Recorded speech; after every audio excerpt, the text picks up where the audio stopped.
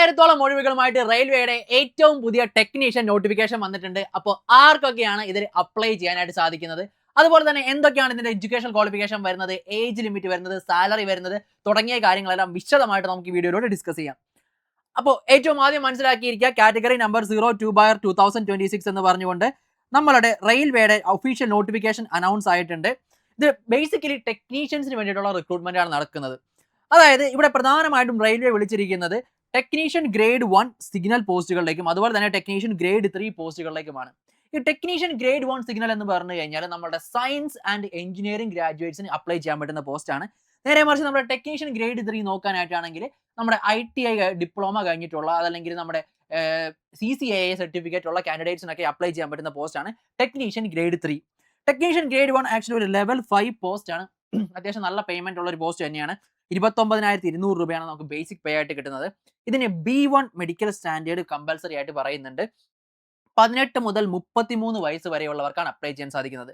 OBCക്ക് ആണെങ്കിൽ 3 വയസ്സ് റിലാക്സേഷൻ, അതായത് 36 വയസ്സ് വരെയുള്ളവർക്കും, SC/ST വിഭാഗത്തിൽപ്പെട്ടവർക്കാണെങ്കിൽ 38 വയസ്സ് വരെയുള്ളവർക്കും അപ്ലൈ ചെയ്യാനായിട്ട് സാധിക്കും. പിന്നെ ex serviceman, person with disabilities, അങ്ങനെ എല്ലാവർക്കുമുള്ള ഏജ് റിലാക്സേഷൻ കാര്യങ്ങളൊക്കെ അവൈലബിൾ ആണ്.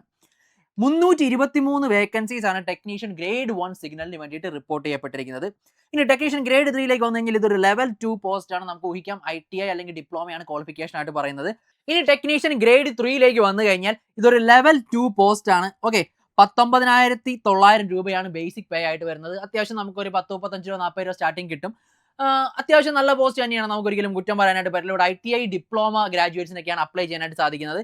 അതുപോലെ തന്നെ ഓരോ പോസ്റ്റിനും ഡിഫറൻറ്റ് മെഡിക്കൽ സ്റ്റാൻഡേർഡ്സ് ആണുള്ളത്. അപ്പോൾ ഓരോ പോസ്റ്റുമായിട്ട് ബന്ധപ്പെട്ടുള്ള മെഡിക്കൽ സ്റ്റാൻഡേർഡ്സിന്റെ വീഡിയോ നമുക്ക് പിന്നെ ഒരു ദിവസം ചെയ്യാം. 18 മുതൽ 30 വയസ്സ് വരെ ഉള്ളവർക്കാണ് ഇതിൽ അപ്ലൈ ചെയ്യാൻ സാധിക്കുക. ഇവിടെയും ഏജ് റിലാക്സേഷൻ നേരത്തെ പോലെ തന്നെ അപ്ലിക്കബിൾ ആണ്. 6,234 വേക്കൻസീസ് ആണ് റിപ്പോർട്ട് ചെയ്യപ്പെട്ടിട്ടുള്ളത്. അപ്പോൾ ആകെ മൊത്തം 6,557 വേക്കൻസീസ് ആയിട്ടാണ് ടെക്നീഷ്യൻ നോട്ടിഫിക്കേഷൻ വന്നിരിക്കുന്നത് മനസ്സിലാക്കിയിരിക്കുക.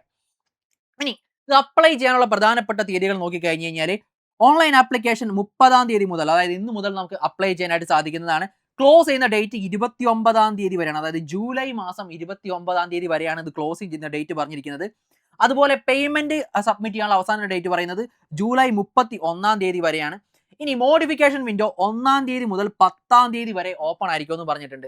അതുപോലെ തന്നെ സ്ക്രൈബിന് വേണ്ടി അപ്ലൈ ചെയ്യുന്നവർക്കാണെങ്കിൽ 11-ാം തീയതി മുതൽ 15-ാം തീയതി വരെയാണ് ഡേറ്റ് പറഞ്ഞിരിക്കുന്നത്. അപ്പോൾ പ്രധാനപ്പെട്ട ഡേറ്റുകളെല്ലാം ഓർത്ത് വെച്ചിരിക്കുക, വളരെ ഇമ്പോർട്ടന്റ് ആയിട്ടുള്ള ഡേറ്റുകളാണ്. എല്ലാവരും ലാസ്റ്റ് ഡേറ്റിന് മുന്നേ തന്നെ അപ്ലൈ ചെയ്യാനും ശ്രദ്ധിക്കുക. ഇനി ഇതിന്റെ റിക്രൂട്ട്മെന്റ് പ്രോസസ്സിലേക്ക് വന്നു കഴിഞ്ഞ് കഴിഞ്ഞാൽ 2 എക്സാമുകൾക്കും ഓൾമോസ്റ്റ് റിക്രൂട്ട്മെന്റിന്റെ സ്റ്റേജസിന്റെ എണ്ണം സിമിലർ ആണ്. അതായത് ഒരു CBT 1 എക്സാം ഉണ്ടാവും, ശേഷം ഡോക്യുമെന്റ് വെരിഫിക്കേഷൻ, മെഡിക്കൽ, ഇങ്ങനെയാണ് ഇതിന്റെ എക്സാമിനേഷൻ പോകുന്നത്.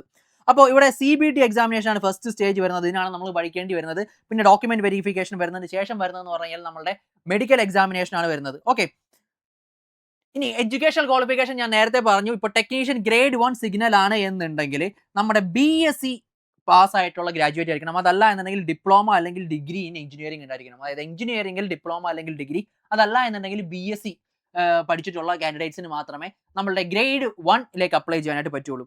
നേരെ മറിച്ച് ടെക്നീഷ്യൻ ഗ്രേഡ് 3ലേക്ക് നോക്കിക്കഴിഞ്ഞ് കഴിഞ്ഞാൽ 10-ാം ക്ലാസ് പ്ലസ് ITI ഉള്ള, അതല്ല അതായത് NCVT അല്ലെങ്കിൽ SCVT, അതായത് national council for vocational training അല്ലെങ്കിൽ state council for vocational training recognise ചെയ്തിട്ടുള്ള ഏതെങ്കിലും ഒരു ITI ഉണ്ടെങ്കിൽ അപ്ലൈ ചെയ്യാനായിട്ട് സാധിക്കും. അതല്ല എന്നുണ്ടെങ്കിൽ CCAA അപ്രന്റീസസിനും അപ്ലൈ ചെയ്യാനായിട്ട് സാധിക്കുന്നതാണ്. അതായത് റെയിൽവേയിൽ അപ്രന്റീഷിപ്പ് ചെയ്തിട്ടുള്ളവർക്കും അപ്ലൈ ചെയ്യാനായിട്ട് സാധിക്കുന്നതാണ്.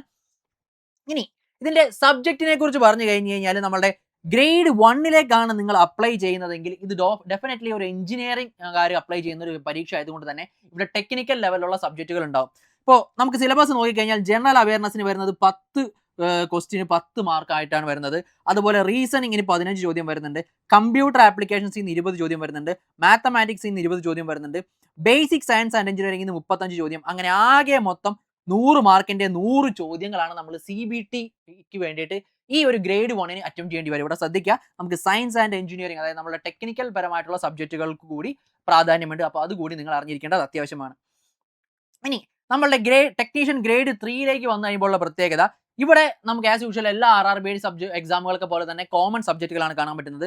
മാത്സ് വരുന്നുണ്ട്, റീസണിംഗ് വരുന്നുണ്ട്, സയൻസ് വരുന്നുണ്ട്, ജനറൽ അവയർനെസ് വരുന്നുണ്ട്. ഓൾമോസ്റ്റ് നമ്മുടെ ഗ്രൂപ്പ് ഡിയുടെ സിലബസിന് സിമിലർ ആയിട്ടുള്ള സിലബസ് തന്നെയാണ് ഇവിടെ.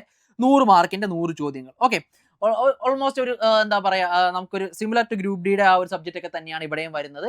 അപ്പോൾ ടെക്നീഷ്യൻ ഗ്രേഡ് 1ഉം ഗ്രേഡ് 3യും സെപ്പറേറ്റ് എക്സാമുകളാണ്, സെപ്പറേറ്റ് ക്വാളിഫിക്കേഷൻ ആണ്, രണ്ടും ഒരുമിച്ച് വിളിച്ചിരിക്കുന്നത് മാത്രമേ ഉള്ളൂ. എഞ്ചിനീയറിംഗ് ഉള്ളവർക്കും ITI പാസ്സായവർക്കൊക്കെ നല്ലൊരു അവസരമാണിത്. അപ്പോൾ എല്ലാവരും മിസ്സാക്കി കളയാതെ തന്നെ എന്തായാലും അറ്റൻഡ് ചെയ്യാനായിട്ട് ശ്രമിക്കുക. ഓക്കെ, അപ്പോൾ ഇമ്പോർട്ടന്റ് ആയിട്ട് പറഞ്ഞിരിക്കേണ്ട ഒരു കാര്യം എന്ന് പറഞ്ഞു കഴിഞ്ഞാൽ, ഇതിപ്പോ നമ്മുടെ മുന്നിൽ ഇത്രയും വേക്കൻസീസ് ആയിട്ട് നോട്ടിഫിക്കേഷൻ വന്നിട്ടുണ്ട്, നമ്മൾ ഇതിന് ക്വാളിഫൈഡ് ആണെന്നുണ്ടെങ്കിൽ അത് മിസ്സാക്കി കളയരുത്. ഇപ്പോൾ പ്രിപ്പയർ ചെയ്യാൻ പറ്റും, അധികം സമയമൊന്നും നമുക്ക് ആവശ്യമില്ല. ഒരു 6 മാസം ഒന്ന് മെനക്കെട്ട് കഴിഞ്ഞാൽ സുഖമായിട്ട് പാസ്സായി എടുക്കാൻ പറ്റുന്ന പരീക്ഷകളാണ് ഇതൊക്കെ. അപ്പോൾ ഒന്ന് മെനക്കെടാൻ നമുക്ക് സാധിക്കുമെങ്കിൽ എന്തായാലും മെനക്കെട്ട് പഠിച്ചോടാം. നല്ല പോസ്റ്റുകളാണ്. ടെക്നീഷ്യന്റെ ഗ്രേഡ് 1 ആണെങ്കിലും ശരി, ഗ്രേഡ് 3 ആണെങ്കിലും ശരി, നല്ല പോസ്റ്റുകൾ തന്നെയാണ് റെയിൽവേയിലെ എല്ലാ പോസ്റ്റുകളും അത്യാവശ്യം നല്ല പോസ്റ്റുകൾ തന്നെയാണ്. ഇതൊക്കെ നല്ല പോസ്റ്റുകളാണ്. അപ്പോൾ ഇതൊന്നും മിസ്സാക്കി കളയരുത്. നിങ്ങൾ ക്വാളിഫൈഡ് ആണ്, എസ്പെഷ്യലി നിങ്ങൾ സയൻസും എഞ്ചിനീയറിംഗ് ഒക്കെ പഠിച്ചിട്ടുള്ളവർ ആ ഒരു ക്വാളിഫിക്കേഷൻ വെറുതെ വേസ്റ്റ് ആക്കി കളയരുത്. ഇതുപോലുള്ള എക്സാമുകളൊക്കെ വരുമ്പോൾ അപ്ലൈ ചെയ്യുക, ജയിച്ച് നല്ലൊരു കേന്ദ്ര സർക്കാർ ജോലിയിലേക്ക് കയറുക. എന്തെങ്കിലും സംശയങ്ങളോ കാര്യങ്ങളോ നിങ്ങൾക്ക് ഏതെങ്കിലും റെയിൽവേ എക്സാമുകളുമായിട്ട് ബന്ധപ്പെട്ടുണ്ടെങ്കിൽ 8281223366 എന്ന് പറയുന്ന നമ്മുടെ നമ്പറിലേക്ക് ഒന്ന് കോൺടാക്ട് ചെയ്താൽ മതിയടാ. അതല്ല എന്നുണ്ടെങ്കിൽ താഴെ കാണുന്ന ഗൂഗിൾ ഫോം ഒന്ന് ഫില്ല് ചെയ്താൽ മതി. നിങ്ങൾക്ക് ഫ്രീ ആയിട്ടുള്ള മെന്റർഷിപ്പ് അവൈലബിൾ ആയിരിക്കും.